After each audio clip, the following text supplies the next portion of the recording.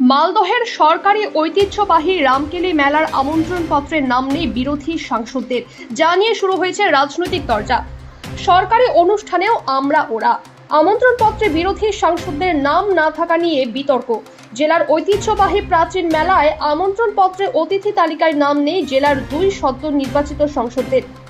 এদিন রামকেলির উদ্বোধনী মঞ্চে তৃণমূলের এক ঝাঁক সদস্য উপস্থিত ছিল, আর যা নিয়ে শুরু হয়েছে রাজনৈতিক চাপানোতর। তৃণমূল পরিচালিত জেলা পরিষদের অধীনে রয়েছে মালদার ঐতিহ্যবাহী রামকেলি মেলা। জেলা প্রশাসন ও জেলা পরিষদের তত্ত্বাবধানে অনুষ্ঠিত হয়ে থাকে। প্রতিবারের মতো এবারও এই মেলার উদ্বোধনী অনুষ্ঠানে ছিলেন জেলা প্রশাসনিক কর্তারা সহ রাজ্যের শাসক দলের জনপ্রতিনিধিরা। জেলা পরিষদের সভাধিপতি সহ ইংলিশ বাজার পৌরসভা ও পুরাতন মালদা পৌরসভার চেয়ারম্যান। মেলার সরকারি আমন্ত্রণপত্রের তালিকায় তৃণমূলের একাধিক বিধায়ক মন্ত্রীর প্রশাসনিক কর্তা ব্যক্তিদের নাম থাকলেও সেখানে নাম নেই উত্তর মালদা লোকসভা কেন্দ্রের বিজেপি সাংসদ খগেন মুর্মু ও দক্ষিণ মালদা লোকসভা কেন্দ্রের কংগ্রেস সাংসদ ঈশা খান চৌধুরী। এই নিয়ে শুরু হয়েছে জেলায় রাজনৈতিক তরজা।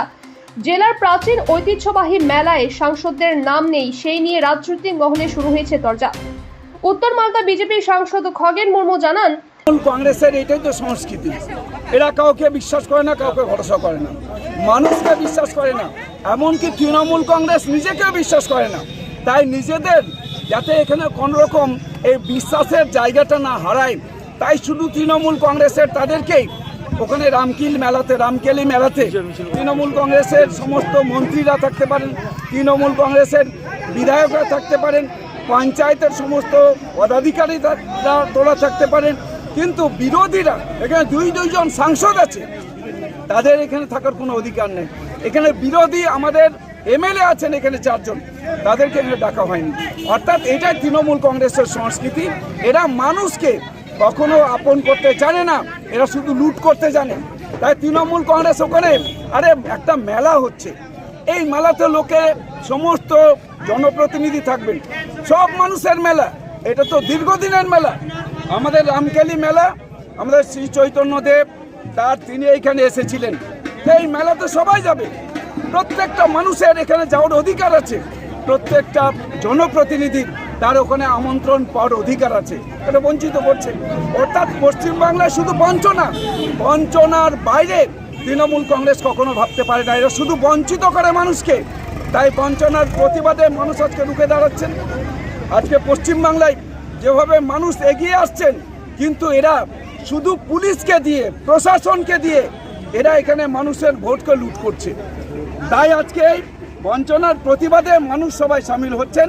দেখছেন চারিদিকে এর বিরুদ্ধে মানুষ আজকে রুখে দাঁড়াচ্ছে। দক্ষিণ মালদা লোকসভা কেন্দ্রের কংগ্রেস সাংসদ ঈশা খান চৌধুরী জানান, রামকেলি মেলা মালদার একটি ঐতিহ্যবাহী মেলা।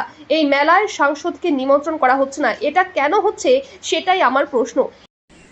যে সেই আমন্ত্রণ অতিথি হিসাবে যারা রয়েছেন, সেখানে আমাদের মালদা দক্ষিণ কেন্দ্র যেখানে রামকেলি মেলাটা হচ্ছে, দক্ষিণ মালদা লোকসভা কেন্দ্রের অন্তর্গত সেই জায়গাটি, সেখানে নির্বাচিত প্রতিনিধি এমপি ঈশা খানের নাম সেখানে আমরা কারো আমন্ত্রণপত্রে দেখলাম না, এবং অনুষ্ঠান স্থলেও আমরা দেখতে পাচ্ছি। এটা অত্যন্ত দুঃখের এবং বেদনার।